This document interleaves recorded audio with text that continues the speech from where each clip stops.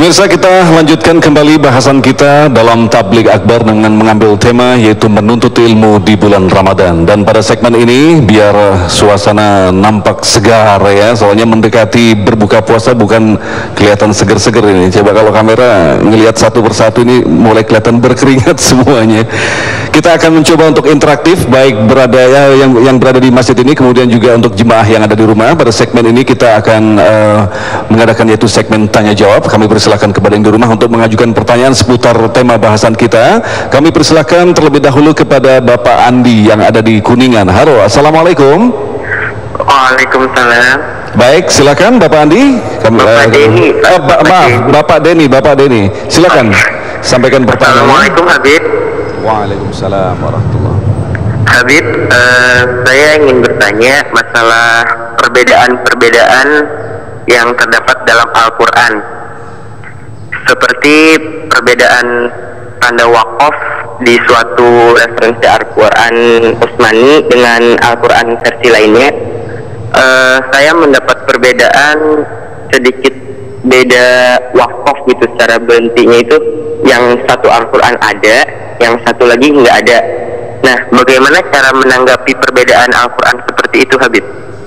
Dan yang benar yang harus kita laksanakan itu yang mana? Ya. Terima kasih, itu aja Habib.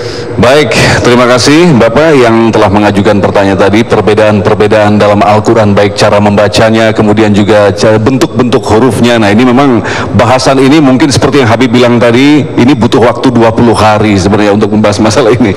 Tapi kita akan berikan kesempatan dulu Habib sebelum diberikan jawaban kepada Habib. Ada dua penanya dari ibu-ibu, kami persilakan. Ya, silakan Ibu berdiri. Assalamualaikum warahmatullahi wabarakatuh. Saya Ibu Hajah Unalubis ingin menanyakan kepada Habib masalah yang sangat sederhana sekali.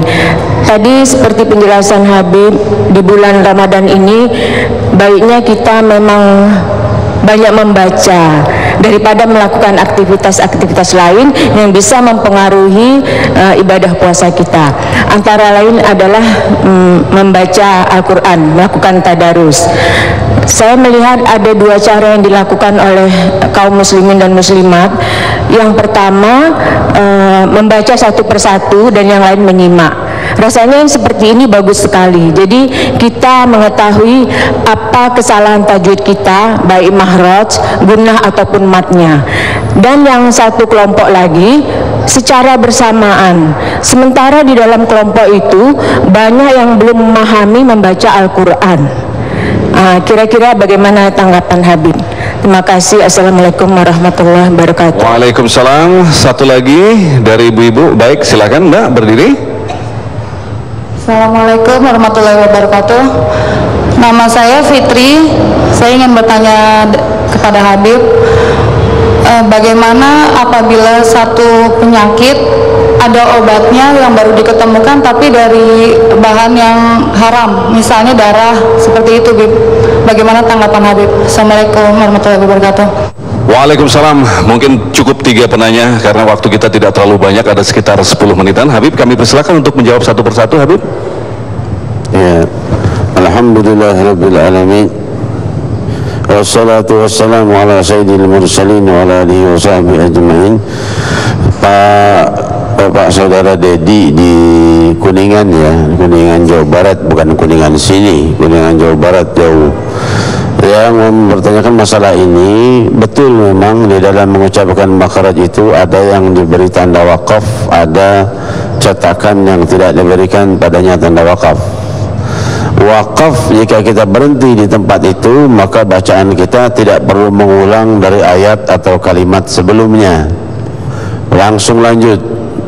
Tapi kalau seandainya kita tidak membaca Al-Quran yang tidak ada tanda wakafnya, ditambah kita tidak mengerti bahasa Arab, maka hendaknya dia mengulangi dari 2-3 kalimat atau dari awal ayatnya ya. Jadi misalnya alladzina kafaru lilladzina amanu, tidak ada tanda wakafnya, kita boleh saja berhenti karena kita ngerti. Kalau diberhentikan tidak merubah maknanya. Alladzina kafaru lilladzina amanu, ittabi'u man la yasalukum ajran wa hum muhtadun. Berkata orang yang beriman pada orang yang tidak beriman, berhenti, ikutilah apa-apa yang telah disampaikan kepada kalian, tidak merubah makna. Tapi kalau sampai merubah makna, nah itu yang berbahaya. Jadi lebih baik kalau kita tidak membaca Al-Quran yang tidak ada tanda wakafnya, lebih baik kita jangan berhenti kecuali kalau kehabisan nafas, berhenti mengulangi dari awal ayatnya atau beberapa kalimat sebelumnya. Ya, hadirin hadirat yang dimuliakan Allah, karena kalau seandainya kita lanjutkan, maka ini akan menjadi merubah makna yang sangat mendalam. Ada beberapa contoh, cuman contohnya tidak bisa saya sebutkan di sini karena contoh-contoh yang saya ketahui itu tidak layak disebutkan di depan forum. Kalau tanya jawab saya dengan Anda berdua akan saya sebutkan contohnya. Kok Habib menyembunyikan ilmu? Bukan menyembunyikan ilmu, kalau saya sampaikan nanti akhirnya gah-gah terbahak-bahak, itu salah satu daripada hal yang menjatuhkan pahala puasa. Jadi saya tidak sebutkan itu contohnya. Yang jelas, kalau kita menemukan Al-Quran yang tidak ada wukufnya, tidak ada tanda berhentinya, maka boleh berhenti di mana saja, tapi mengulangi dari awal ayatnya atau pertengahan ayatnya supaya ayat itu terlewati tanpa berhenti. Itu ya, saudaraku Bapak Dedi di Kuningan. Selanjutnya tadi apa ya? Yang kedua adalah ketika dalam sebuah majelis yang mencoba mempelajari Al-Quran, ada sebagian yang memahami Al-Quran, ada yang sebagian tidak, tapi mengikuti majelis itu. Nah, ini butuh tanggapan Habib. Seharusnya seperti apa kita? Ya, kita di majelis Rasulullah SAW ini kita membentuk nama yang disebut Halaqatul Rasul. Halaqatul Rasul itu adalah mendaftarkan namanya kepada panitia. Saya nih grup Al-Quran dari wilayah Anu, namanya si Anu. Nanti kalau khatam dilaporkan, nih saya grup nomor, misalnya nomor 152 sudah khatam. Kenapa kita harus memakai halaqah begini? Karena kalau baca Quran sendiri emangnya nggak boleh? Boleh saja. Tetapi kalau kita baca Quran dengan beramai-ramai, kita jadi pengajar Al-Quran, kita jadi belajar Al-Quran, dan kita mendapatkan pahala mendengarkan bacaan Al-Quran sekaligus.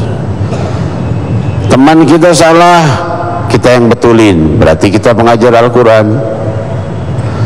Kita salah, dibetulkan teman kita, berarti kita orang yang belajar Al-Quran.